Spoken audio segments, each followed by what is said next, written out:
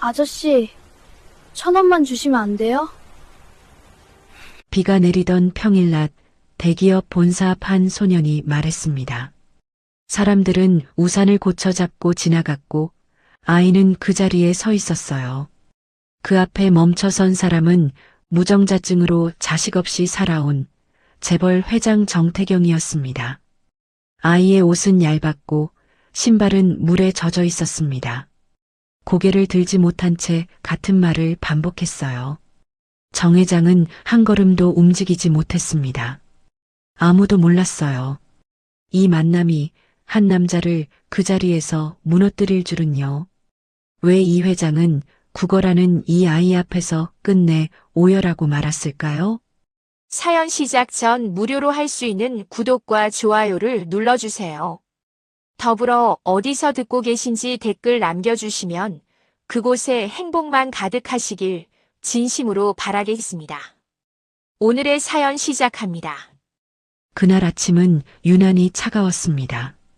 정태경 회장은 회의실 유리창 앞에 서 있었어요. 창밖으로 보이는 하늘은 잔뜩 흐려 있었습니다. 곧 비가 올 것 같았어요. 52살 대기업을 이끄는 자리에 있었지만 그의 얼굴엔 온기가 없었습니다. 표정은 언제나 굳어 있었어요. 회의가 시작되었습니다. 임원들이 차례로 보고를 올렸어요. 태경은 묵묵히 자료를 넘기며 듣고 있었습니다. 고개를 끄덕일 뿐 말은 많지 않았어요. 재검토해서 다음 주까지 올리세요. 그의 목소리는 낮고 차분했습니다. 감정이 실리지 않은 말투였어요. 회의가 끝나고 사람들이 하나둘 나갔습니다. 태경은 홀로 남아 창밖을 바라보았어요. 먹구름이 점점 낮게 깔리고 있었습니다. 그는 깊게 숨을 들이켰어요. 엘리베이터를 타고 1층으로 내려갔습니다. 로비를 지나 회전문을 밀고 나서는 순간 빗방울이 얼굴에 닿았어요. 비가 내리기 시작했습니다. 운전기사가 우산을 펼쳐들고 다가왔어요. 회장님, 이쪽으로 오십시오. 태경은 고개를 끄덕이고 차를 향해 걸었습니다. 발걸음은 빨랐어요. 그때였습니다. 아저씨, 1,000원만 주시면 안 돼요? 작은 목소리가 들렸어요. 태경의 발걸음이 멈췄습니다. 몸이 저절로 굳어버렸어요. 고개를 천천히 돌렸습니다. 건물 입구에 한 아이가 서 있었어요. 11살쯤 되어 보이는 남자아이였습니다. 아이는 얇은 회색 티 하나만 입고 있었어요. 옷은 오래 입어서 색이 바랬고 소매 끝은 해져 있었습니다. 신발은 낡았고 비에 젖어 있었어요. 머리도 흠뻑 젖어 있었습니다. 아이는 고개를 숙인 채 지나가는 사람들에게 말을 걸고 있었어요. 죄송해요, 1,000원만. 사람들은 우산을 고쳐 잡고 그냥 지나갔습니다. 아무도 멈추지 않았어요. 아이는 다시 고개를 숙였습니다. 어깨가 작게 떨리고 있었어요. 태경은 그 자리에서 움직이지 못했습니다. 숨을 쉬는 것조차 조심스러워졌어요. 가슴속 어딘가가 먹먹하게 조여왔습니다. 손끝이 차갑게 식어가고 있었어요. 5년 전 그날이 떠올랐습니다. 병원 진료실이었어요. 흰 가운을 입은 의사가 검사 결과지를 건넸습니다. 무정자증입니다. 임신은 불가능합니다. 태경은 그 말을 듣는 순간 귀가 멍해졌어요. 의사의 입이 움직이는 게 보였지만 소리는 들리지 않았습니다. 손에 든 결과지가 떨렸어요. 재검사를 한 번 더 해보시면. 정확하기에 재검사가 필요 없습니다. 의사는 단호하게 말했어요. 태경은 서류를 집어들고 자리에서 일어났습니다. 복도를 걸으며 주먹을 꽉 쥐었어요. 그날 이후 태경은 모든 걸 포기했습니다. 결혼도, 가족도, 아이를 가질 희망도 전부 지워버렸어요. 거리에서 아이들을 마주치면 시선을 돌렸습니다. 고개를 숙이고 빠르게 지나갔어요. 공원을 지날 때도 발걸음을 재촉했습니다. 아이들의 웃음소리가 들리면 가슴이 답답했어요. 도망치는 것 같았지만 그렇게 살 수밖에 없었습니다. 아이 앞에 서는 게 두려웠어요. 회장님? 운전기사의 목소리에 태경은 정신을 차렸습니다. 눈을 깜빡이며 현실로 돌아왔어요. 아이는 여전히 그 자리에 서 있었습니다. 비는 더 세게 내리고 있었어요. 태경은 천천히 아이 쪽으로 걸어갔습니다. 한 걸음 한 걸음이 무거웠어요. 아이가 고개를 들었습니다. 순간 두 사람의 시선이 마주쳤어요. 아이의 눈빛엔 두려움과 간절함이 섞여 있었습니다. 말없이 고개를 다시 숙였어요. 태경은 그 순간 숨을 깊이 들이켰습니다. 가슴이 저릿하게 아파왔어요. 죄송해요. 정말 급해서 이러는 거예요. 아이의 목소리는 떨리고 있었습니다. 말끝이 흐려졌어요. 태경은 주머니에 손을 넣었습니다. 지갑을 꺼내려다 멈췄어요. 손끝이 미세하게 떨렸습니다. 어떻게 해야 할지 알 수 없었어요. 바로 그때 건물 입구에서 누군가 걸어 나왔습니다. 60대 남자였어요. 회장님, 무슨 일이십니까? 박 이사였습니다. 태경의 최측근이자 30년을 함께 일해온 사람이었어요. 박 이사는 상황을 빠르게 파악했습니다. 눈빛이 차갑게 가라앉았어요. 경비, 저 아이 좀 데리고 나가. 예, 알겠습니다. 경비가 아이에게 다가갔습니다. 손을 뻗어 아이의 팔을 잡으려 했어요. 예, 여기서 이러면 안 돼. 나가야지. 죄송해요. 지금 갈게요. 아이가 황급히 고개를 숙였습니다. 바닥에 놓인 가방을 집어 들려다 손이 미끄러졌어요. 가방이 인도 바닥에 떨어졌습니다. 낡은 공책 한 권과 연필 몇 자루가 쏟아져 나왔어요. 공책은 비에 젖어 표지가 흐물거렸습니다. 아이는 급하게 그것들을 주워 담았어요. 손이 떨리고 있었습니다. 죄송해요, 죄송해요. 아이는 계속 사과했습니다. 태경은 그 모습을 지켜보았습니다. 발을 떼려고 했지만 떨어지지 않았죠. 회장님 가시죠. 박 이사가 우산을 받쳐들었습니다. 목소리는 부드러웠지만 단호했어요. 쓸데없는 일로 시간 낭비하실 필요 없습니다. 태경은 고개를 끄덕였습니다. 천천히 차로 걸어갔어요. 차 문이 열렸습니다. 태경이 안에 앉았어요. 문이 닫혔습니다. 차가 천천히 출발했어요. 태경은 고개를 돌려 뒤를 바라보았습니다. 사이드 미러에 아이의 작은 뒷모습이 보였어요. 아이는 여전히 그 자리에 서 있었습니다. 비를 맞으며 혼자 서 있었죠. 점점 멀어지는 아이의 모습이 작아졌습니다. 태경은 주먹을 꽉 쥐었어요. 손바닥에 손톱 자국이 깊게 팠습니다. 왜일까요? 그냥 지나칠 수 없었어요. 가슴속 어딘가가 무너지는 것 같았습니다. 무언가 놓쳐버린 것 같은 기분이 들었어요. 사무실로 돌아온 뒤에도 태경은 일에 집중할 수 없었습니다. 서류를 펼쳐놓았지만 글자가 눈에 들어오지 않았어요. 자꾸 그 아이의 얼굴이 떠올랐습니다. 젖은 머리, 떨리던 목소리, 바닥에 떨어진 공책. 창밖을 바라보았어요. 비는 여전히 내리고 있었습니다. 오후가 되자 박 이사가 사무실 문을 열고 들어왔어요. 회장님, 오후 일정 확인 부탁드립니다. 네. 태경은 고개를 끄덕였습니다. 하지만 박 이사가 건넨 서류는 제대로 보이지 않았어요. 박 이사가 조심스럽게 물었습니다. 아까 그 아이 때문에 신경 쓰이십니까? 아닙니다. 태경의 대답은 짧았어요. 쓸데없는 일로 마음 쓰지 마십시오. 그런 아이들은 항상 있습니다. 박 이사의 목소리는 차분했습니다. 감정이 실리지 않은 말투였어요. 괜히 문제 만들지 않는 게 좋습니다. 태경은 대답하지 않았습니다. 고개를 끄덕일 뿐이었어요. 박 이사가 나간 뒤 태경은 다시 창밖을 바라보았습니다. 어느새 해가 지고 있었어요. 회사를 나설 시간이 되었습니다.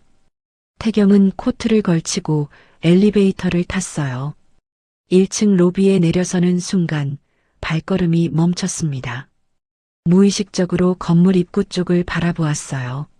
아까 그 자리였습니다. 이젠 아무도 없었어요. 비는 그쳤고 인도는 텅 비어 있었습니다. 태경은 그 자리를 한참 바라보았어요. 가슴 한쪽이 무겁게 가라앉았습니다. 집으로 돌아가는 차 안은 조용했어요.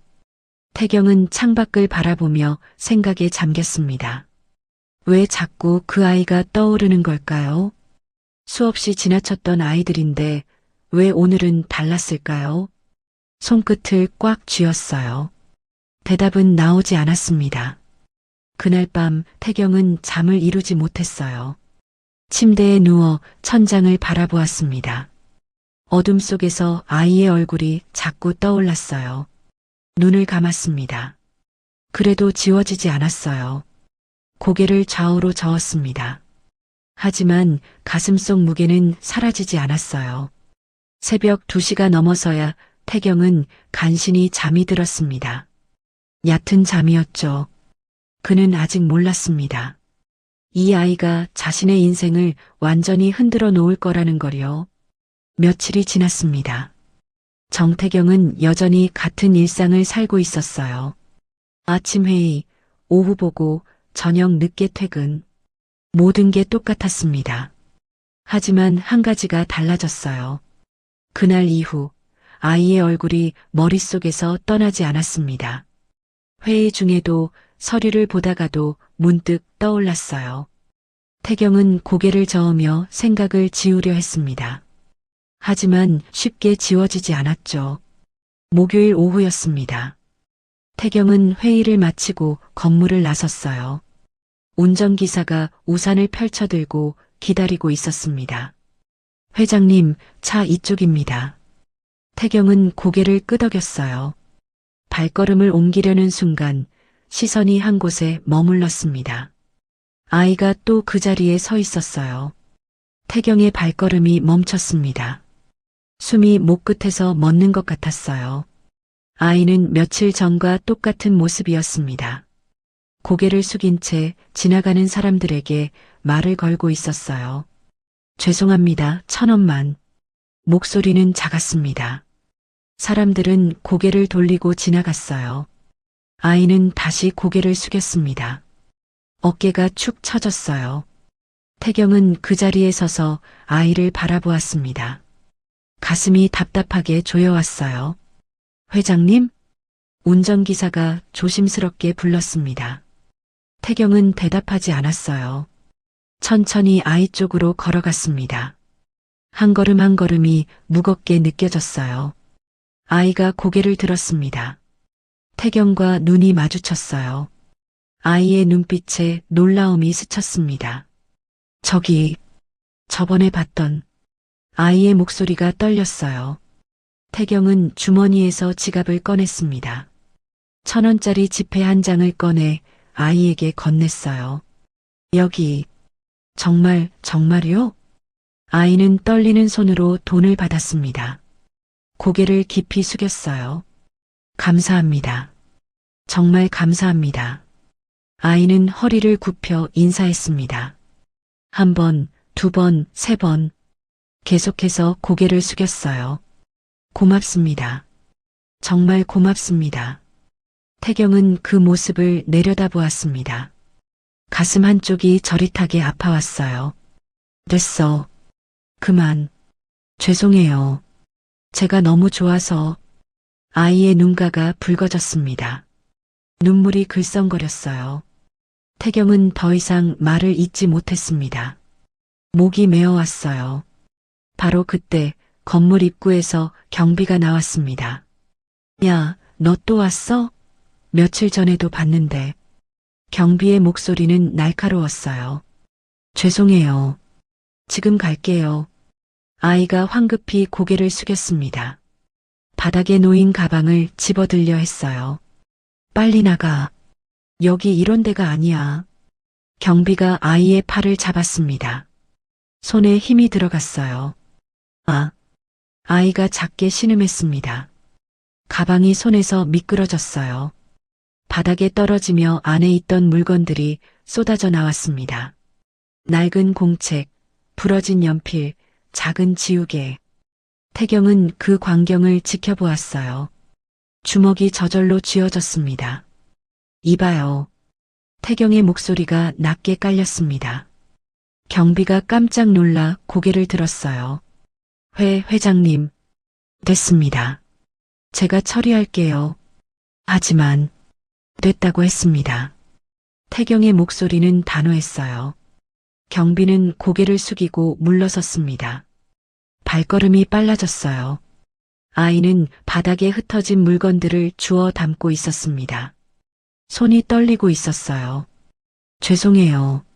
제가 조심했어야 하는데. 태경은 무릎을 굽혔습니다. 바닥에 떨어진 공책을 집어들었어요. 표지가 해져서 속이 비쳐 보였습니다. 안 돼요. 제가 할게요. 아이가 급하게 손을 뻗었어요. 태경은 공책을 아이에게 건넸습니다. 아이의 손이 닿는 순간 태경은 그 손을 보았어요. 손가락 마디가 거칠었습니다. 손톱 밑에는 때가 끼어 있었어요. 태경은 입술을 깨물었습니다. 가슴이 무겁게 가라앉았어요. 회장님, 뒤에서 목소리가 들렸습니다. 박 이사였어요. 무슨 일이십니까? 박 이사는 상황을 재빨리 파악했습니다. 얼굴이 굳어졌어요. 또 이 아이입니까? 회장님, 그만 가시죠. 쓸데없는 시간 낭비입니다. 박 이사의 목소리는 차갑게 가라앉았어요. 태경은 천천히 일어났습니다. 아이는 가방을 꼭 안고 고개를 숙였어요. 죄송해요. 제가 잘못했어요. 됐으니까 이제 그만 가거라. 박 이사가 아이에게 말했습니다. 단호한 말투였어요. 아이는 고개를 끄덕이고 발걸음을 옮겼습니다. 뒤돌아서며 태경을 한번 바라보았어요. 눈빛에 미안함이 가득했습니다. 아이가 천천히 멀어졌어요. 태경은 그 뒷모습을 지켜보았습니다. 손끝이 차갑게 식어갔어요. 회장님, 괜히 문제 만들지 마십시오. 박 이사가 조용히 말했습니다. 저런 아이들한테 한 번 돈을 주면 계속 찾아옵니다. 그냥 무시하시는 게 좋습니다. 태경은 대답하지 않았어요. 박 이사는 잠시 태경의 얼굴을 살폈습니다. 표정이 미묘하게 굳어졌어요. 회장님, 차에 오르시죠. 태경은 고개를 끄덕였습니다. 차에 올라 문이 닫혔어요. 차가 천천히 출발했습니다. 태경은 창밖을 바라보았어요. 아이는 이미 보이지 않았습니다. 하지만 그 모습이 머릿속에서 떠나지 않았어요. 그때였습니다. 길 건너편 버스 정류장에 한 여성이 서 있었어요. 40대 후반쯤 되어 보이는 여성이었습니다. 낡은 코트를 입고 있었어요. 여성은 아이가 떠난 방향을 바라보고 있었습니다.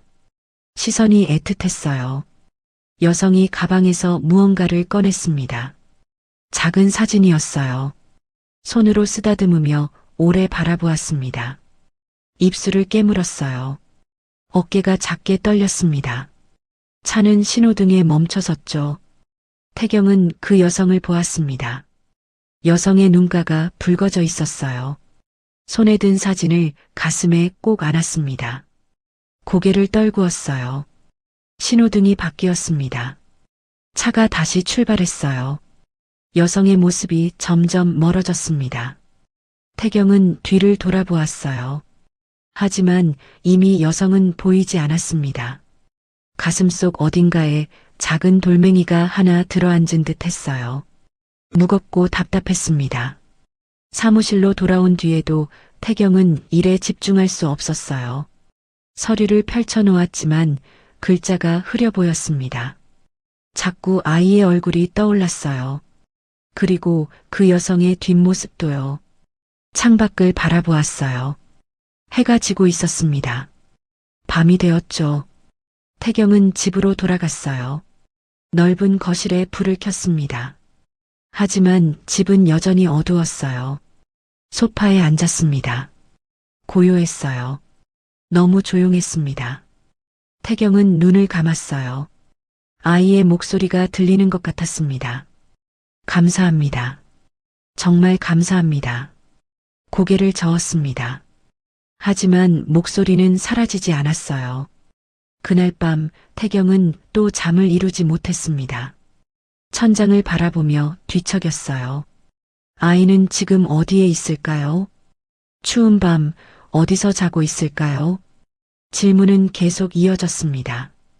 대답은 없었어요. 그는 아직 몰랐습니다. 그 아이가 그리고 그 여성이 자신의 인생과 어떻게 연결되어 있는지를요. 주말이 지나고 월요일이 되었습니다. 정태경은 정기검진을 받으러 병원에 갔죠. 1년에 한 번씩 받는 건강검진이었습니다. 병원 복도는 하했어요. 소독약 냄새가 코끝을 찔렀습니다. 태경은 진료실 앞 의자에 앉아 차례를 기다렸어요. 손을 무릎 위에 가지런히 놓았습니다. 정태경 회장님, 들어오세요. 간호사가 문을 열고 불렀어요. 태경은 일어나 진료실로 들어갔습니다. 의사가 차트를 보며 말했어요. 올해 검진 결과는 전반적으로 양호합니다. 그렇습니까? 혈압이 조금 높긴 한데 스트레스 관리 잘하시고요. 태경은 고개를 끄덕였습니다. 의사가 잠시 머뭇거리더니 물었어요. 혹시 5년 전 검사 결과 재검사 생각은 없으십니까? 태경의 손이 미세하게 굳었습니다. 의사의 말이 귓가에 맴돌았어요. 필요 없습니다. 하지만 그때 검사가 단 한 번이었고 기록도 됐습니다. 태경의 목소리는 차갑게 가라앉았어요. 의사는 더 이상 묻지 않았습니다. 고개를 끄덕이고 처방전을 건넸어요. 진료실을 나오며 태경은 깊게 숨을 들이켰습니다. 가슴이 답답했어요. 5년 전 그날이 떠올랐습니다. 선명하게 기억났어요. 47살이던 겨울이었습니다. 태경은 이 병원 3층 비뇨기과에 있었어요. 박 이사가 함께 왔었습니다. 회장님, 혹시 모르니 검사 한번 받아보시는 게 좋겠습니다. 박 이사의 말에 태경은 고개를 끄덕였어요. 검사는 간단했습니다. 체열하고 샘플을 제출하고 기다리는 것. 사흘 뒤 결과가 나왔어요. 태경은 혼자 병원에 갔습니다. 의사가 서류를 건넸어요. 무정자증입니다. 임신은 불가능합니다. 태경은 그 말을 듣는 순간 귀가 멍해졌어요. 손에 든 결과지가 떨렸습니다. 태경은 서류를 집어들고 자리에서 일어났어요. 의사가 뭔가 더 말하려 했지만 태경은 듣지 않았습니다. 복도를 걸으며 주먹을 꽉 쥐었어요. 회사로 돌아왔을 때 박 이사가 기다리고 있었습니다. 회장님, 결과가 어떻습니까? 태경은 잠시 망설이다 대답했어요. 무정자증이라고 합니다. 박 이사의 얼굴에 놀라움이 스쳤습니다. 하지만 금세 평온한 표정으로 돌아왔어요. 그렇습니까? 재검사는 필요 없습니다. 확실한 결과라고 하더라고요. 알겠습니다. 박 이사는 고개를 끄덕였어요. 더 이상 묻지 않았습니다. 회장님, 이런 일은 누구에게도 말씀하지 않으시는 게 좋겠습니다. 회사를 위해서도요. 태경은 대답 대신 고개를 끄덕였어요. 사무실로 들어가 문을 닫았습니다. 책상 앞에 앉아 결과지를 꺼내 보았어요. 간단한 종이 한 장이었습니다. 검사 항목, 수치, 결론. 그게 전부였어요. 태경은 서류를 서랍 깊숙이 넣었습니다. 다시는 꺼내보지 않겠다고 다짐했어요. 병원 말 한마디에 인생을 맡겼었죠. 의사가 그렇다니까 그런 줄 알았습니다. 더 물어볼 생각도 하지 못했어요. 그게 당연한 거라고 믿었습니다. 태경은 병원 주차장으로 걸어갔습니다. 차에 올라 시동을 걸었어요. 핸들을 잡은 손에 힘이 들어갔습니다. 문득 의사의 말이 떠올랐어요. 그때 검사가 단 한 번이었고 기록도 뭐가 어떻다는 걸까요? 태경은 고개를 저었습니다. 생각하고 싶지 않았어요. 이미 5년이나 지났는데 지금 와서 뭘 바꿀 수 있겠습니까? 차를 출발시켰습니다. 회사로 가는 길은 막혔어요. 신호등마다 멈춰야 했습니다. 창밖을 보니 초등학교 앞이었어요. 아이들이 하교하고 있었습니다. 엄마들이 교문 앞에서 기다리고 있었어요. 아이들이 달려가 엄마 손을 잡았습니다. 웃으며 걸어가는 모습이 보였죠. 태경은 그 모습을 지켜보았습니다. 손끝이 차갑게 식어갔어요. 신호가 바뀌었습니다. 차가 다시 출발했어요. 사무실로 돌아온 뒤에도 태경은 일에 집중할 수 없었습니다. 서류를 펼쳐놓았지만 글자가 눈에 들어오지 않았어요. 자꾸 5년 전 그날이 떠올랐습니다. 박 이사가 함께 있었던 것, 확실한 결과라며 더 묻지 말라던 것, 그리고 단 한 번의 검사로 모든 게 끝났던 것. 태경은 펜을 내려놓았어요. 창밖을 바라보았습니다. 해가 지고 있었어요. 밤 태경은 집으로 돌아가 오래된 서랍을 열었습니다. 5년 전 그 서류를 꺼냈어요. 먼지가 쌓여 있었습니다. 종이를 펼쳐 천천히 읽었어요. 검사 날짜, 검사 항목, 결과. 재검사 권유 여부 없음. 담당 의사 소견 없음. 태경은 서류를 자세히 보았습니다. 이상하게 간단했어요. 보통 의료 기록은 더 자세하지 않나요? 손끝으로 종이를 만졌습니다. 뭔가 빠진 것 같은 느낌이 들었어요. 하지만 확신할 수는 없었습니다. 태경은 서류를 다시 서랍에 넣었어요. 소파에 앉아 깊게 숨을 들이켰습니다. 의문은 점점 커져갔어요. 하지만 답을 찾을 방법은 몰랐습니다. 그는 그때도 더 묻지 않았습니다. 하지만 며칠 뒤 그 의문에 대한 답이 회사 앞에 서 있을 줄은 아무도 몰랐습니다. 사흘이 지났습니다. 정태경은 오후 회의를 마치고 건물을 나섰어요. 운전기사가 우산을 펼쳐들고 기다리고 있었습니다. 회장님, 차 이쪽입니다. 태경은 고개를 끄덕였어요. 발걸음을 옮기려는 순간 시선이 한 곳에 머물렀습니다. 아이가 또 그 자리에 서 있었어요. 태경의 발걸음이 멈췄습니다. 숨이 목 끝에서 멎는 것 같았어요. 1,000원만 달라던 민준이었습니다. 며칠 전과 똑같은 모습이었어요. 고개를 숙인 채 지나가는 사람들에게 말을 걸고 있었습니다. 죄송합니다. 1,000원만. 목소리는 더 작아져 있었어요. 사람들은 고개를 돌리고 지나갔습니다. 아무도 멈추지 않았어요. 태경은 천천히 민준 쪽으로 걸어갔습니다. 한 걸음 한 걸음이 무거웠어요. 민준이 고개를 들었습니다. 태경과 눈이 마주쳤어요. 민준의 눈빛에 놀라움이 스쳤습니다. 아저씨. 민준의 목소리가 떨렸어요. 태경은 주머니에서 지갑을 꺼냈습니다. 1,000원짜리 지폐를 꺼내 민준에게 건넸어요.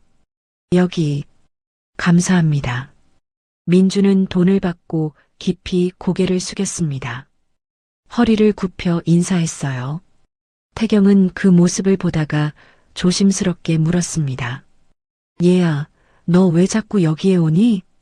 민준이 고개를 들었어요. 잠시 망설이다가 작게 대답했습니다. 엄마가 여기 오면 도와줄 사람이 있다고 했어요. 태경의 손이 미세하게 떨렸습니다. 가슴이 쿵 내려앉는 것 같았어요.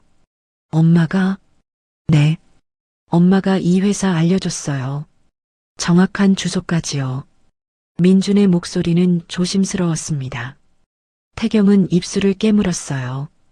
왜 이 회사일까요? 왜 정확한 주소까지 알고 있을까요? 엄마, 이름이 뭐니?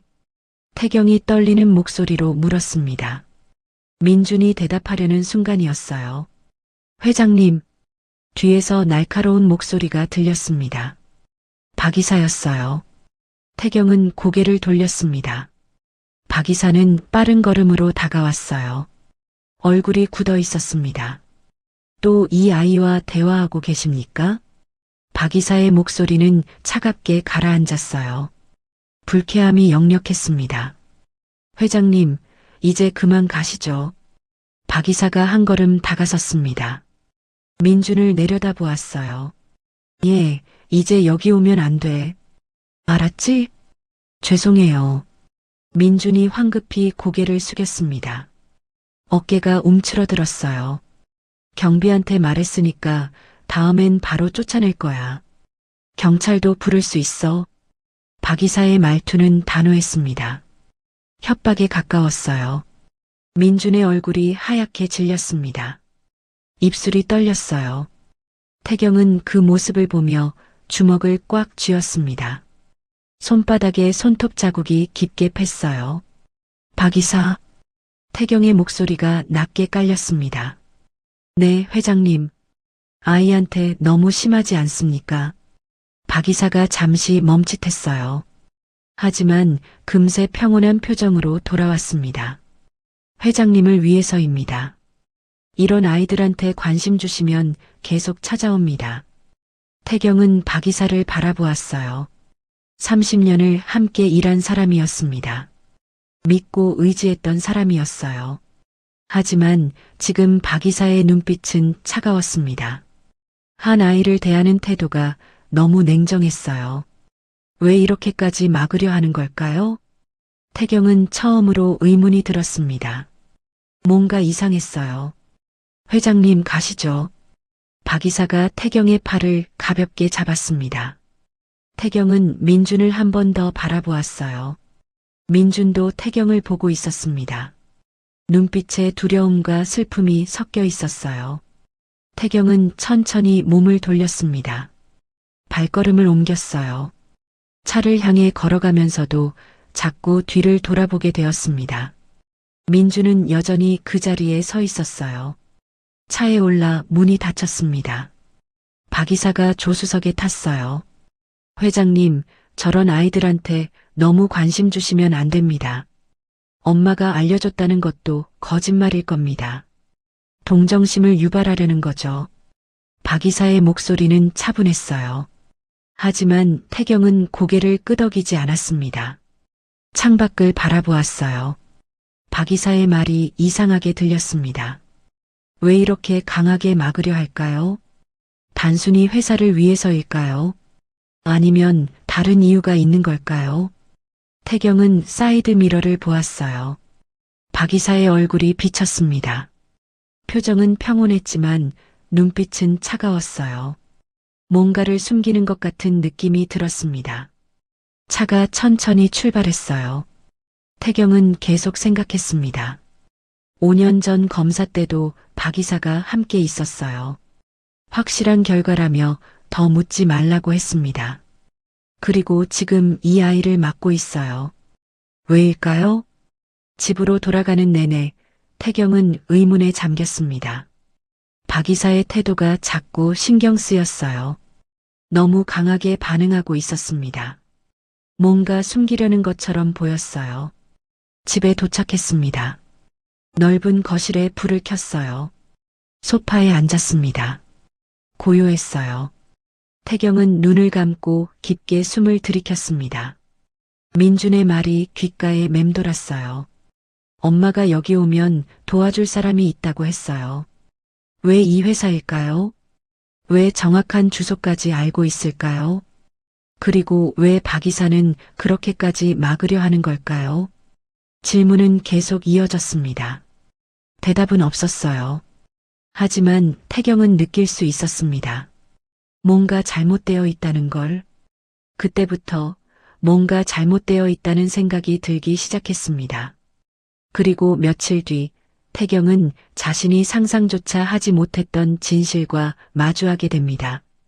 이틀이 지났습니다. 정태경은 사무실 책상 앞에 앉아 있었어요. 서류를 보고 있었지만 내용이 머리에 들어오지 않았습니다. 자꾸 민준의 얼굴이 떠올랐어요. 그리고 5년 전 검사 기록도요. 태경은 펜을 내려놓았습니다. 깊게 숨을 들이켰어요. 결심했습니다. 직접 확인해 보기로요. 태경은 핸드폰을 집어들었어요. 자신을 진료했던 병원을 검색했습니다. 김 원장이라는 이름이 보였어요. 70살 비뇨기과 원장. 당시 검사를 직접 담당했던 의사였습니다. 태경은 전화를 걸었어요. 네, 김 비뇨기과입니다. 김 원장님과 통화 가능할까요? 어떤 용건이신지. 정태경입니다. 5년 전 검사받았던 환자입니다. 잠시 정적이 흘렀어요. 잠시만 기다려 주십시오. 전화가 연결되었습니다. 여보세요. 김 원장입니다. 목소리는 나이든 남자의 것이었어요. 침착하지만 조금 떨리는 느낌이 있었습니다. 원장님, 정태경입니다. 5년 전 무정자증 검사. 아, 정 회장님. 당연히 기억합니다. 김 원장의 목소리가 약간 낮아졌어요. 혹시 그때의 기록을 다시 확인할 수 있을까요? 지금 오실 수 있습니까? 예. 그럼 오후 5시에 오십시오. 진료 끝나고 말씀드리겠습니다. 전화가 끊겼습니다. 태경은 핸드폰을 내려놓았어요. 손이 미세하게 떨리고 있었습니다. 오후 5시 태경은 병원에 도착했습니다. 작은 동네 병원이었어요. 5년 전 기억이 떠올랐습니다. 똑같은 간판, 똑같은 입구. 태경은 문을 밀고 들어갔어요. 접수 직원이 고개를 들었습니다. 정태경 회장님이십니까? 예. 원장님께서 진료실로 오라고 하셨습니다. 태경은 고개를 끄덕이고 안으로 들어갔어요. 복도는 조용했습니다. 진료실 문을 두드렸어요. 들어오세요. 문을 열고 들어서자 김 원장이 책상 앞에 앉아 있었습니다. 흰 머리가 많이 늘어 있었어요. 얼굴에는 주름이 깊게 패여 있었습니다. 앉으십시오. 태경은 의자에 앉았어요. 김 원장은 책상 위에 놓인 파일을 가리켰습니다. 5년 전 기록입니다. 태경은 파일을 집어들었어요. 천천히 펼쳤습니다. 검사 날짜, 검사 항목, 결과. 그게 전부였어요. 이게 전부입니까? 태경이 물었습니다. 김 원장은 고개를 끄덕였어요. 네. 기록이 이상하게 간단합니다. 간단하다니요? 보통은 더 자세한 소견이 들어가야 하는데. 김 원장이 파일을 가리켰습니다. 재검사 권유 기록도 없고 추가 검사 제안도 없습니다. 태경의 손이 떨렸어요. 파일을 꽉 쥐었습니다. 그럼 이 결과는 확실하지 않습니다. 김 원장의 목소리는 조용했어요. 하지만 단호했습니다. 단 한 번의 검사로 무정자증을 확정하는 건 의학적으로 적절하지 않습니다. 태경은 숨이 멎는 것 같았어요. 가슴이 쿵 내려앉았습니다. 그럼 왜 그때? 사실은 외부 압박이 있었습니다. 김 원장이 조용히 말했어요. 얼굴에 미안함이 가득했습니다. 외부 압박이요? 검사 결과를 빨리 내라는 연락이 왔습니다. 병원으로 직접요. 태경의 눈빛이 흔들렸어요. 주먹을 꽉 쥐었습니다. 누가 연락했습니까? 박 이사라는 분이었습니다. 그 이름을 듣는 순간 태경의 몸이 굳어버렸습니다. 숨이 목구멍에서 막혔어요. 박 이사가? 네. 회장님의 측근이라며 빠른 결과를 요청했습니다. 재검사는 필요 없다고도 했습니다. 김 원장은 고개를 숙였어요. 제가 거절했어야 했는데 죄송합니다. 태경은 대답할 수 없었습니다. 머릿속이 하얗게 변했어요. 박 이사, 30년을 함께 일한 사람, 믿고 의지했던 사람, 그가 검사를 조작했다는 건가요? 왜 그런 짓을? 태경의 목소리가 떨렸습니다. 김 원장은 대답하지 못했어요. 고개를 저을 뿐이었습니다. 태경은 자리에서 일어났어요. 휘청거렸습니다. 벽을 짚고 간신히 중심을 잡았어요. 회장님, 김 원장이 놀라 일어났습니다. 괜찮습니다. 태경은 손을 들어 막았어요. 깊게 숨을 들이켰습니다. 재검사 지금 할 수 있습니까? 물론입니다. 지금 당장 가능합니다. 해 주십시오. 태경의 목소리는 단호했어요. 검사는 빠르게 진행되었습니다. 체열하고 샘플을 제출하고 김 원장이 말했어요. 결과는 3일 후에 나옵니다. 알겠습니다. 태경은 고개를 끄덕이고 병원을 나왔어요. 주차장으로 걸어가며 손을 떨었습니다. 분노가 치밀어 올랐어요.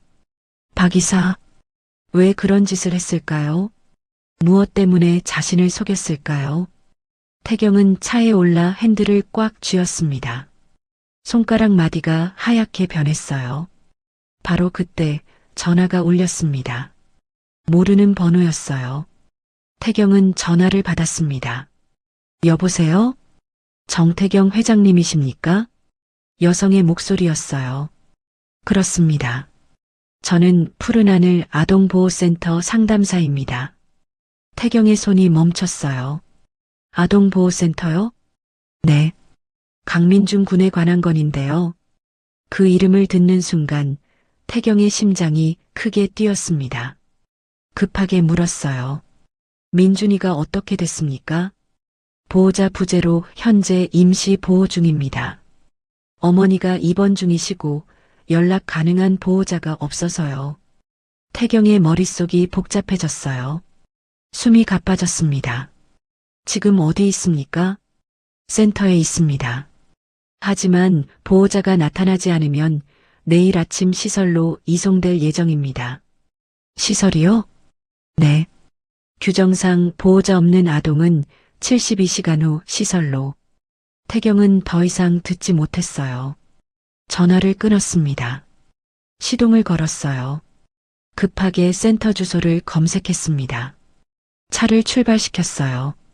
신호등이 빨간불이었지만 태경의 발은 가속 페달을 밟고 있었습니다. 기다릴 수 없었어요.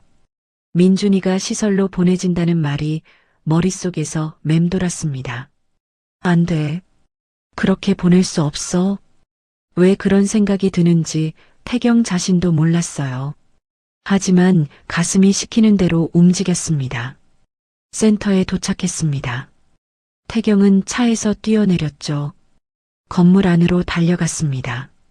접수대에 서서 숨을 고르며 물었어요. 강민준이 여기 있습니까? 네, 있습니다. 보호자이십니까? 아닙니다.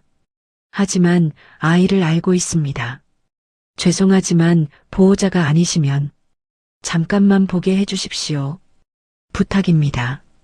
태경의 목소리가 간절했어요. 상담사가 잠시 망설이다 고개를 끄덕였습니다. 잠깐만 기다리세요. 상담사가 안으로 들어갔어요. 잠시 후 문이 열렸습니다. 민준이 나왔어요. 태경은 그 모습을 보는 순간 가슴이 무너졌습니다. 민준의 얼굴은 창백했어요. 눈가는 붉게 부어 있었습니다. 울었던 것 같았어요. 아저씨, 민준이 작게 불렀습니다. 목소리가 떨렸어요. 태경은 무릎을 굽혀 민준과 눈높이를 맞췄습니다. 손을 뻗어 민준의 어깨를 잡았어요. 괜찮니? 민준은 고개를 저었습니다. 눈물이 뚝 떨어졌어요. 엄마가 많이 아파요. 엄마는 어디 계시니? 서울중앙병원이요. 3층 302호. 민준이 떨리는 목소리로 대답했어요. 태경은 민준의 머리를 쓰다듬었습니다. 손이 떨렸어요. 걱정하지 마. 내가 도와줄게. 왜 그런 말을 했는지 태경도 몰랐습니다.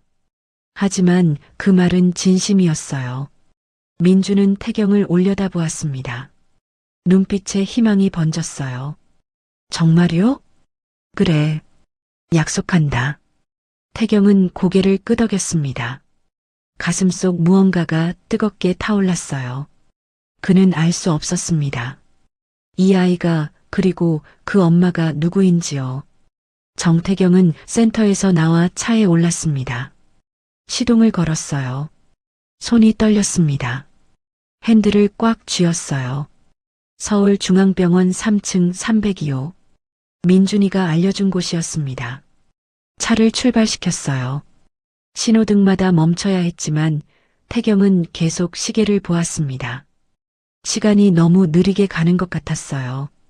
가슴이 두근거렸습니다. 왜 이렇게 떨리는 걸까요? 태경 자신도 알 수 없었어요. 하지만 가슴속 어딘가가 이미 알고 있는 것 같았습니다. 민준이의 엄마가 누구인지, 그 사람이 왜 이 회사 주소를 알고 있었는지. 병원 주차장에 차를 세웠어요. 시동을 끄고 한참을 앉아 있었습니다. 내려야 하는데 발이 떨어지지 않았어요. 깊게 숨을 들이켰습니다. 차 문을 열고 내렸어요. 병원 로비로 걸어갔습니다. 엘리베이터를 탔어요. 3층 버튼을 눌렀습니다. 엘리베이터가 천천히 올라갔어요. 태경은 거울에 비친 자신의 얼굴을 보았습니다. 창백했어요. 손을 꽉 쥐었습니다. 3층에 도착했어요. 문이 열렸습니다. 복도는 조용했어요. 간호사 한 명이 차트를 들고 지나갔습니다. 태경은 복도를 따라 천천히 걸었어요. 301호, 302호. 그 앞에 멈춰 섰습니다. 문 앞에서 한참을 서 있었어요. 노크를 하려다 손이 공중에 멈췄습니다. 심장이 터질 것 같았어요. 숨을 고르려 했지만 가빠지기만 했습니다. 손을 내려놓았어요. 다시 올렸습니다. 몇 번을 반복했는지 몰랐습니다. 마침내 문손잡이를 잡았어요. 천천히 돌렸습니다. 문이 열렸죠. 병실 안은 조용했어요. 창가 침대에 누군가 누워 있었습니다. 태경은 한 걸음 한 걸음 다가갔어요. 발소리조차 조심스러웠습니다. 침대 옆에 섰어요. 그리고 그 얼굴을 보는 순간 태경의 몸이 굳어버렸습니다. 윤서진이었어요. 11년 만에 보는 얼굴이었습니다. 서진은 잠들어 있었어요. 얼굴은 창백했고 눈 밑엔 그림자가 깊게 드리워져 있었습니다. 뺨은 11년 전보다 훨씬 야위어 있었어요. 숨소리는 가늘게 이어지고 있었습니다. 태경은 그 자리에서 움직일 수 없었어요. 다리에 힘이 풀렸습니다. 침대 옆 의자를 붙잡고 간신히 앉았어요. 손을 무릎 위에 놓았습니다. 주먹을 꽉 쥐었어요. 11년. 그 시간이 머릿속을 스쳤습니다.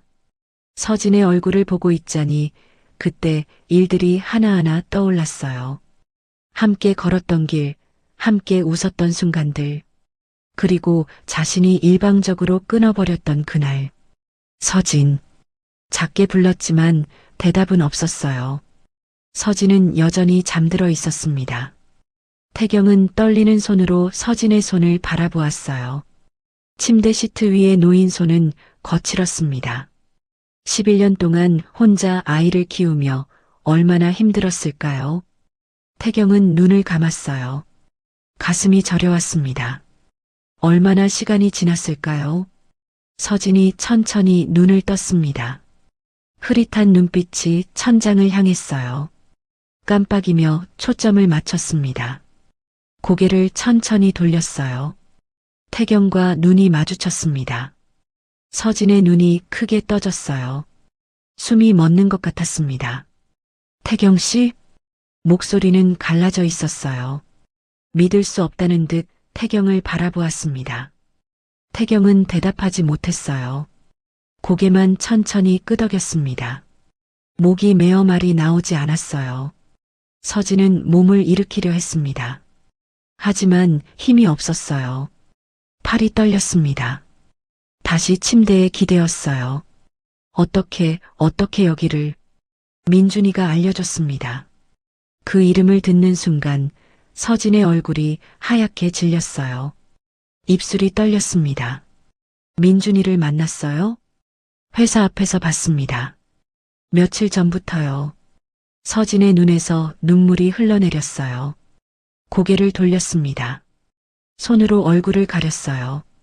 어깨가 작게 떨렸습니다. 죄송해요. 제가 민준이한테 그 주소를 알려줬어요. 왜 거기였습니까? 태경의 목소리가 떨렸어요. 서진은 대답하지 못했습니다. 눈물만 계속 흘러내렸어요. 손으로 눈가를 닦았지만 멈추지 않았습니다. 태경은 기다렸어요. 손을 꽉 쥔 채 기다렸습니다. 오랜 침묵이 흘렀어요. 병실 밖에서 간호사의 발소리가 지나갔습니다. 멀어졌어요. 다시 고요해졌습니다. 서진이 천천히 고개를 돌렸어요. 태경을 바라보았습니다. 눈물로 젖은 얼굴이었어요. 입술을 떨며 말했습니다. 민준이는 태경 씨 아들이에요. 그 말을 듣는 순간 태경의 세상이 멈춰버렸습니다. 귀가 멍했어요. 숨이 목구멍에서 막혔습니다. 심장이 한 박자 건너뛰는 것 같았어요. 뭐라고 했습니까? 민준이는 태경 씨 아들이에요. 서진이 다시 한번 말했어요. 목소리는 떨렸지만 또렷했습니다. 확실했어요. 태경은 일어서려다 다시 주저앉았습니다. 손으로 의자 팔걸이를 꽉 잡았어요. 손가락 마디가 하얗게 변했습니다. 머릿속이 하얗게 지워지는 것 같았어요. 그럴 리 없습니다. 저는 무정자증이 거짓말이에요. 서진이 말을 끊었습니다. 침대 옆 서랍을 열었어요. 떨리는 손으로 무언가를 꺼냈습니다. 작은 초음파 사진이었어요. 낡고 해졌지만 소중히 보관한 흔적이 역력했습니다. 이거 보세요. 서진이 사진을 태경에게 건넸어요. 태경은 떨리는 손으로 사진을 받았습니다. 흑백 사진 속에 작은 생명이 보였어요. 흐릿하지만 분명한 형태였습니다. 사진 아래 날짜가 적혀 있었어요. 2019년 11월 15일. 태경의 손이 멈췄습니다. 숨이 멎었어요. 그 날짜는 무정자증 판정을 받기 한 달 전이었습니다. 이게 임신 6주 때 찍은 거예요. 서진의 목소리가 떨렸어요. 태경 씨한테 말하려고 했어요. 그날 할 말이 있다고 연락했을 때요. 태경은 사진을 꽉 쥐었습니다. 손이 떨려서 사진이 흔들렸어요. 하지만 태경 씨가 갑자기 연락을 끊었어요. 만나주지도 않았죠. 저는 몰랐습니다. 태경의 목소리가 갈라졌어요. 알아요. 서진이 조용히 말했습니다. 누군가 태경 씨를 속인 거예요. 그래서 태경 씨가 저를 피한 거죠. 태경은 사진을 내려다보았어요. 작은 생명, 자신의 아들, 11년 전 세상에 태어났던 아이. 자신은 그 사실조차 몰랐습니다. 11년 동안 혼자 키웠어요. 서진이 눈물을 닦았습니다. 힘들었지만 후회하진 않아요. 민준이는 제 전부니까요. 왜 말하지 않았습니까? 말하려 했어요. 서진의 목소리에 울음이 섞였어요. 하지만 태경 씨는 만나주지 않았고 전화도 받지 않았어요. 회사에 찾아가도 비서가 막았죠. 태경은 아무 말도 할 수 없었어요. 목이 메었습니다. 숨을 쉬는 것조차 힘들었어요. 그래서 혼자 낳았어요. 혼자 키웠죠. 서진이 천천히 말했어요. 민준이가 태어났을 때 태경 씨를 닮아서 깜짝 놀랐어요. 눈도 코도 입도. 태경은 초음파 사진을 가슴에 꽉 안았습니다. 손이 떨렸어요. 민준이 첫 돌 때도, 유치원 입학할 때도, 초등학교 들어갈 때도 서진의 목소리가 끊어졌어요. 계속 태경 씨 생각했어요. 아빠가 있었다면 얼마나 좋을까. 민준이한테 아빠를 보여줄 수 있었다면 얼마나 좋을까. 그 말을 듣는 순간 태경의 가슴이 무너졌습니다. 첫돌, 유치원, 초등학교. 자신은 그 어떤 순간도 함께하지 못했어요. 아들의 성장을 한 번도 보지 못했습니다. 손을 잡아주지 못했어요. 안아주지 못했습니다. 11년. 되돌릴 수 없는 시간. 놓쳐버린 모든 순간. 태경은 고개를 떨구었습니다. 눈물이 뚝 떨어졌어요. 한 방울, 두 방울. 멈추지 않았습니다. 어깨가 흔들렸어요. 숨이 가빠졌습니다. 미안합니다. 정말 미안합니다. 태경의 목소리는 떨리고 있었어요. 아들이 있는 줄도, 당신이 혼자 키우는 줄도. 눈물이 계속 쏟아졌습니다. 손으로 얼굴을 가렸어요. 하지만 눈물은 손가락 사이로 흘러내렸습니다. 태경 씨 잘못이 아니에요. 서진이 말했어요. 아닙니다. 태경은 고개를 들지 못했어요. 제가 더 확인했어야 했습니다. 재검사를 다시 물어봤어야. 그래도 당신 혼자 모든 걸 짊어지게 했습니다. 아이를 낳고 키우고 아프면서도. 태경의 목소리가 끊어졌어요. 더 이상 말을 잇지 못했습니다. 울음이 터져 나왔어요. 평생 참아왔던 모든 것들이 무너져 내렸습니다. 가족을 포기했던 외로움, 아이를 가질 수 없다는 절망, 그리고 지금 알게 된 진실. 모든 게 한꺼번에 쏟아졌어요. 태경은 그 자리에서 완전히 무너졌습니다. 한참을 울었어요. 소리내어 울었습니다. 서진도 눈물을 흘리고 있었어요. 두 사람의 눈물이 11년이라는 시간을 적셨습니다. 병실은 고요했습니다. 하지만 그 고요함 속에서 무언가가 천천히 풀리고 있었어요. 오해와 침묵, 그리고 놓쳐버린 시간들이요. 하지만 태경은 아직 몰랐습니다. 이 진실을 만든 사람과 마주했을 때 자신이 어떤 선택을 하게 될지를요. 한참이 지났습니다. 태경은 눈물을 닦았어요. 손등으로 얼굴을 닦았습니다. 서진도 천천히 눈물을 멈췄어요. 두 사람 사이에 긴 침묵이 흘렀습니다. 하지만 그 침묵은 더 이상 무겁지 않았어요. 태경이 천천히 입을 열었습니다. 그날 당신이 저한테 할 말이 있다고 했을 때 임신 사실을 말하려고 했어요. 서진의 목소리는 조용했습니다. 감정이 가라앉아 있었어요. 회사 앞에서 기다렸어요. 2시간이나요. 하지만 비서님이 나와서 회장님이 안 계신다고 했죠. 태경은 눈을 감았습니다. 그때의 자신이 떠올랐어요. 다음 날도, 그 다음 날도 찾아갔어요. 전화도 수없이 했고요. 서진이 계속 말했습니다. 하지만 태경 씨는 한 번도 만나주지 않았어요. 전화도 받지 않았죠. 정말 미안합니다. 처음엔 이해할 수 없었어요. 서진의 목소리가 떨렸어요. 갑자기 왜 이러는지, 제가 뭘 잘못했는지 밤마다 생각했어요. 태경은 주먹을 꽉 쥐었습니다. 손톱이 손바닥에 깊게 파고들었어요.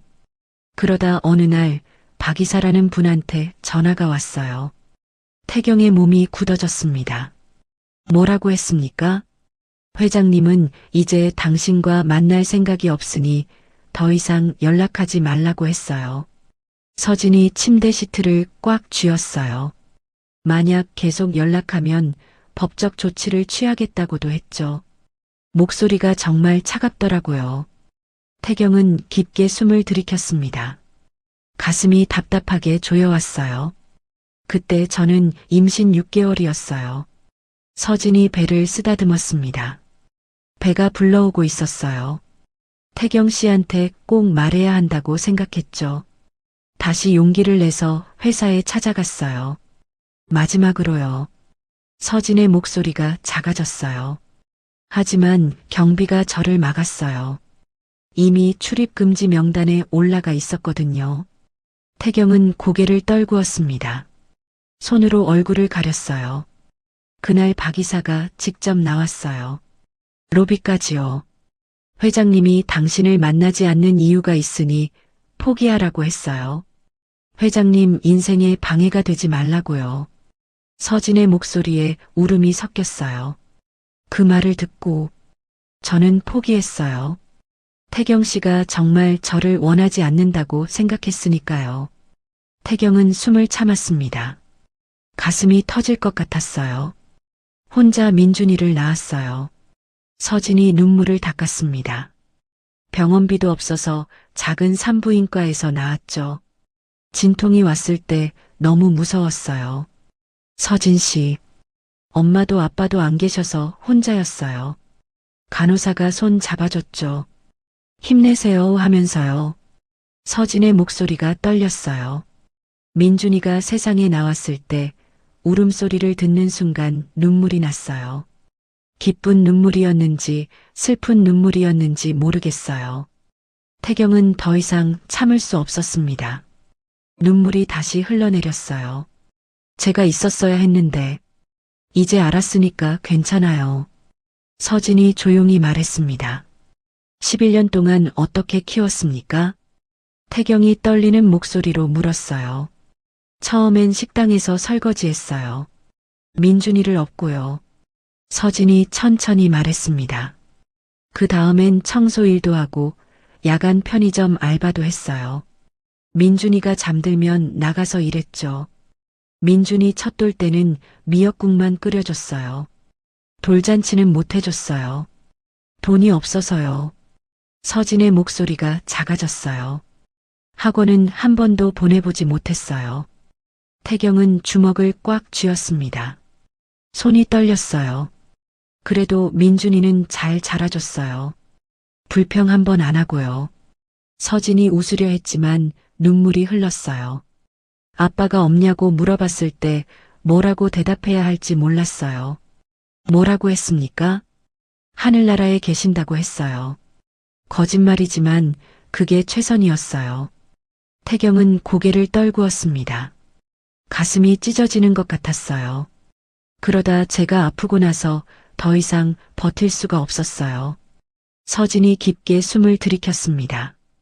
민준이한테 말했어요. 사실은 아빠가 살아계신다고. 그 회사에 가면 도와줄 거라고요. 거짓말 같았지만 그게 유일한 희망이었어요. 서진은 태경을 바라보았어요.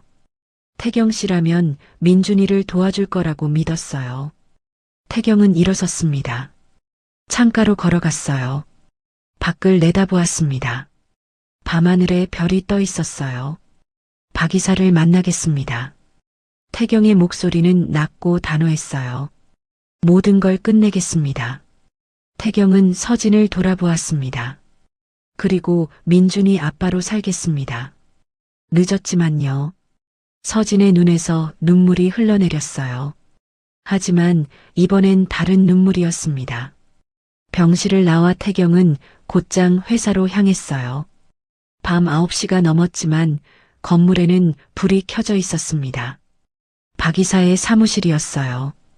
태경은 엘리베이터를 타고 올라갔습니다. 복도를 걸었어요. 사무실 문 앞에 섰습니다.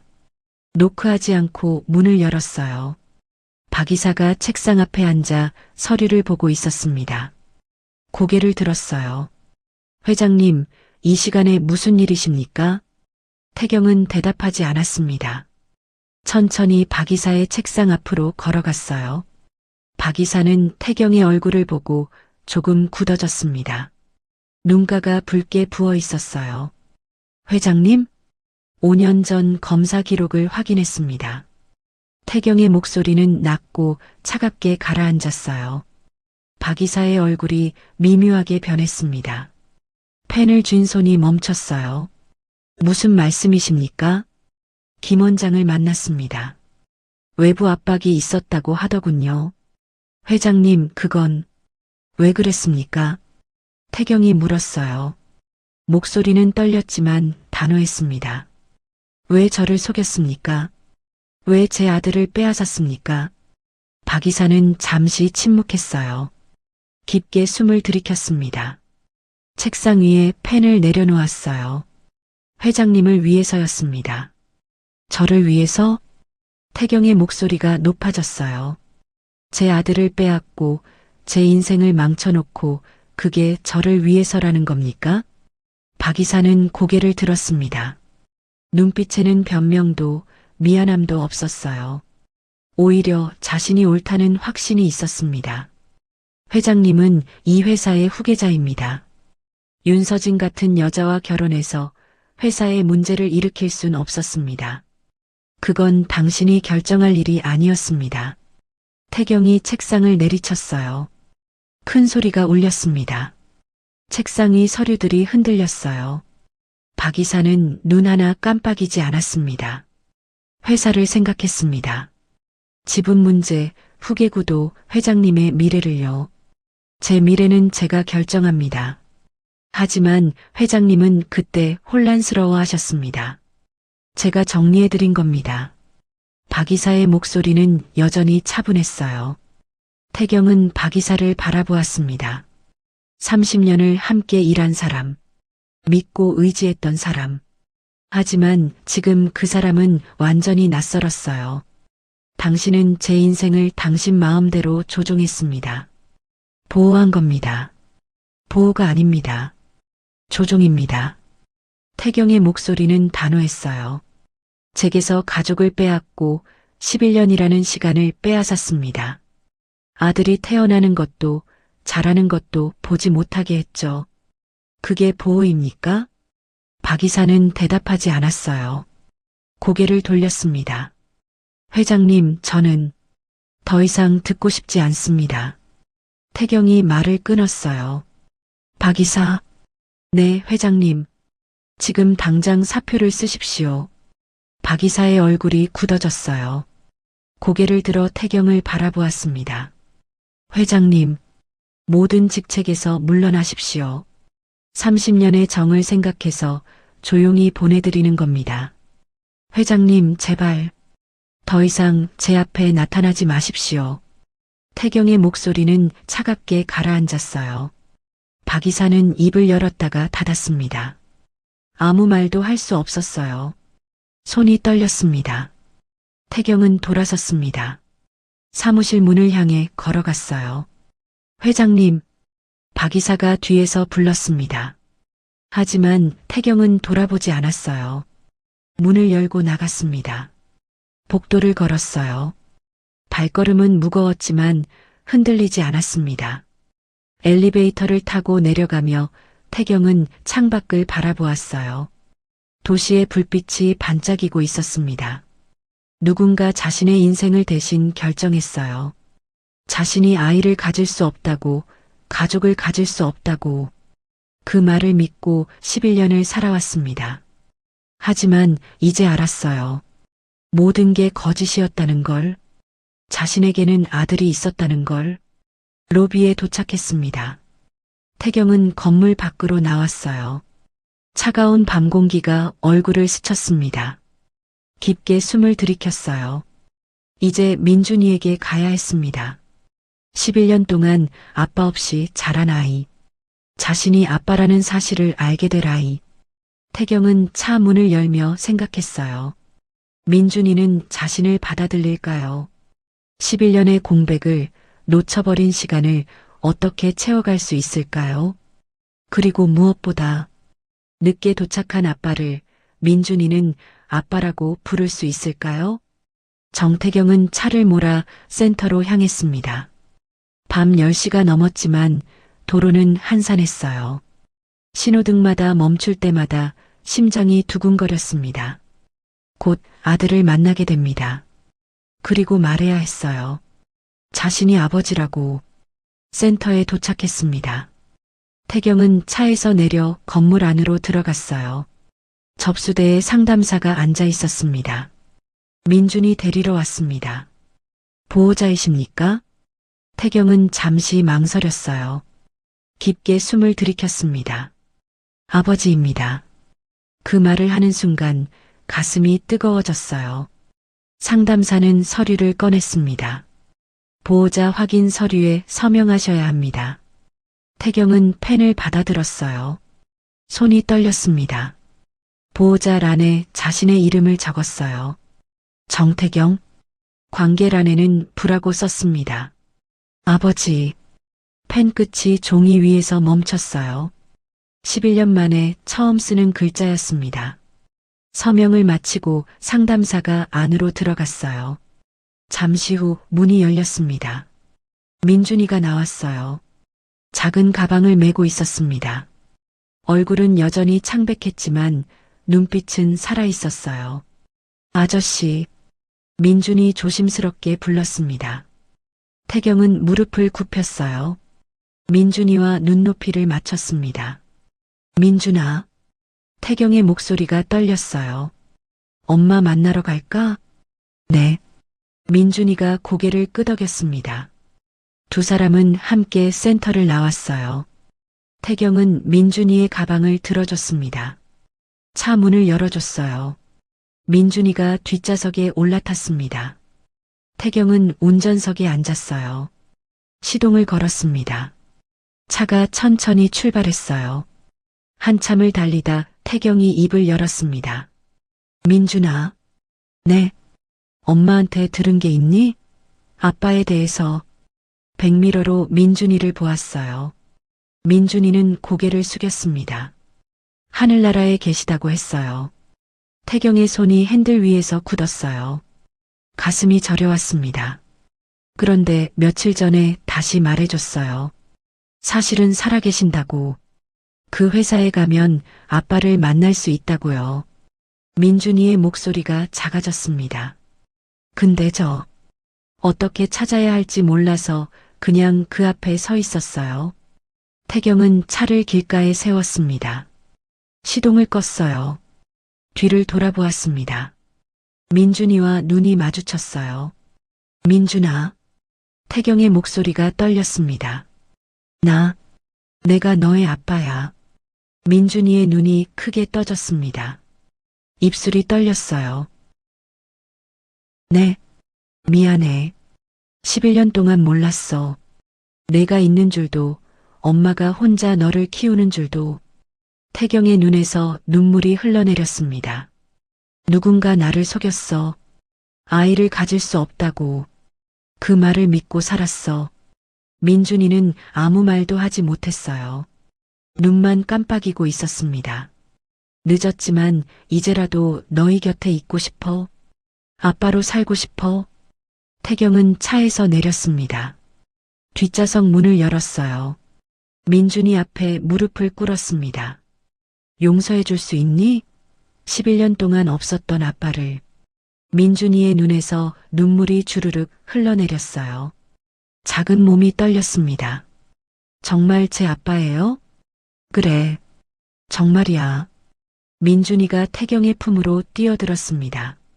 작은 팔로 태경의 목을 꽉 껴안았어요. 아빠. 그 한마디에 태경의 눈물이 쏟아졌습니다. 11년을 기다린 말이었어요. 응. 아빠가 여기 있어. 이제 안 떠나. 두 사람은 한참을 그렇게 안고 있었습니다. 밤거리에 서서 서로를 꼭 안고 울었어요. 병원에 도착했습니다. 민준이는 태경의 손을 꽉 잡고 있었어요. 엘리베이터를 타고 3층으로 올라갔습니다. 302호 병실 문을 열었어요. 엄마. 민준이가 달려갔습니다. 서진은 아들을 꼭 안아줬어요. 민준아, 우리 민준이. 엄마 아빠 찾았어요. 진짜 아빠. 민준이가 환하게 웃으며 말했습니다. 서진은 태경을 바라보았어요. 눈빛으로 물었습니다. 태경은 고개를 끄덕였습니다. 서진의 눈에서 눈물이 흘러내렸어요. 그래 잘했어, 민준아. 세 사람은 그날 밤 함께 병실에서 시간을 보냈습니다. 민준이는 엄마와 아빠 사이에 앉아 있었어요. 처음으로 가족이 된 밤이었습니다. 일주일 후 서진이 퇴원했습니다. 태경은 두 사람을 자신의 집으로 데려갔어요. 우와 진짜 커요. 민준이가 거실을 뛰어다니며 소리쳤습니다. 여기서 살아요? 정말요? 그래. 이제 우리 집이야. 태경이 웃으며 대답했어요. 서진은 조용히 주변을 둘러보았습니다. 눈물이 글썽거렸어요. 괜찮으세요? 태경이 조심스럽게 물었습니다. 네. 그냥 믿기지가 않아서요. 서진이 작게 웃었어요. 꿈 같아요. 그날부터 세 사람의 새로운 일상이 시작되었습니다. 아침마다 태경은 민준이를 학교에 데려다 줬어요. 아빠 다녀올게요. 그래. 조심해서 다녀와. 태경이 민준이의 머리를 쓰다듬어 줬습니다. 민준이가 학교로 뛰어가는 모습을 지켜보았어요. 가슴이 따뜻했습니다. 저녁이면 세 사람은 식탁에 둘러앉았어요. 서진이 만든 저녁을 함께 먹었습니다. 오늘 학교에서 칭찬받았어요. 민준이가 신나게 이야기했어요. 그래. 뭘로? 수학 문제 다 맞췄어요. 우리 민준이 대단한데? 태경이 웃으며 말했습니다. 민준이가 환하게 웃었어요. 서진은 두 사람을 바라보며 미소 지었습니다. 어느 주말 오후였습니다. 민준이는 거실에서 숙제를 하고 있었어요. 서진은 소파에 앉아 책을 읽고 있었습니다. 태경은 신문을 보고 있었어요. 아무 말도 없었지만 편안했습니다. 같은 공간에 함께 있다는 것만으로 충분했어요. 아빠. 민준이가 연필을 내려놓고 태경을 불렀습니다. 응? 아빠는요, 어렸을 때 뭐하고 놀았어요? 나, 친구들이랑 축구하고 놀았지. 저도 축구하고 싶어요. 그래. 그럼 다음 주말에 공원 갈까? 진짜요? 민준이의 눈이 반짝였어요. 그럼 아빠가 가르쳐 줄게. 좋아. 민준이가 환호성을 질렀습니다. 서진은 두 사람을 보며 조용히 웃었어요. 그날 밤 태경은 서재로 갔습니다. 책상 서랍을 열었어요. 5년 전 검사 서류를 꺼냈습니다. 그리고 서진이 준 초음파 사진도 꺼냈어요. 한쪽은 거짓이었고 한쪽은 진실이었습니다. 태경은 초음파 사진을 조심스럽게 집어들었어요. 한참을 바라보았습니다. 이 작은 사진 속 생명이 지금 이 집에서 웃고 있었어요. 태경은 사진을 서랍 깊숙한 곳에 넣었습니다. 이제는 꺼내볼 필요가 없었어요. 민준이가 여기 있으니까요. 살아 숨쉬는 아들이. 한 달이 지났습니다. 민준이는 더 이상 회사 앞에 서지 않았어요. 매일 학교에 갔고 친구들과 놀았습니다. 얼굴에는 혈색이 돌았어요.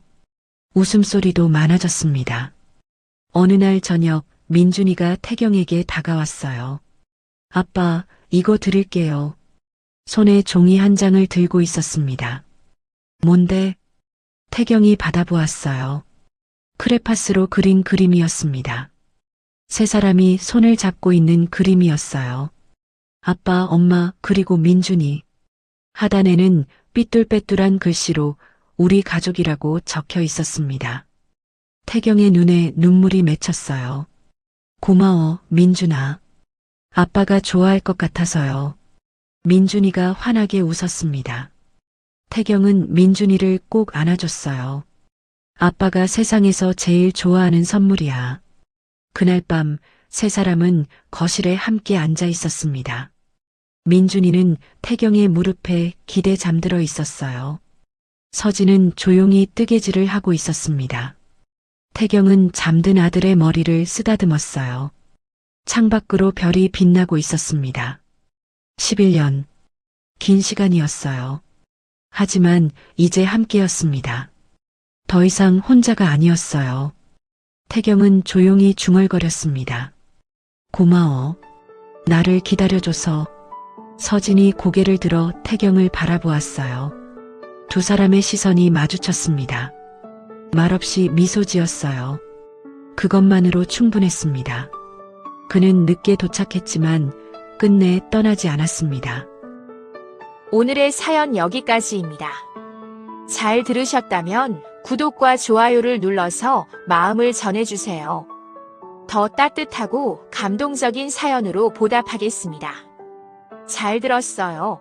한마디만 댓글에 남겨주시면 복 받으실 거예요. 여러분의 인생이 늘 봄날 같기만을 바라겠습니다. 봄날 인생이었습니다.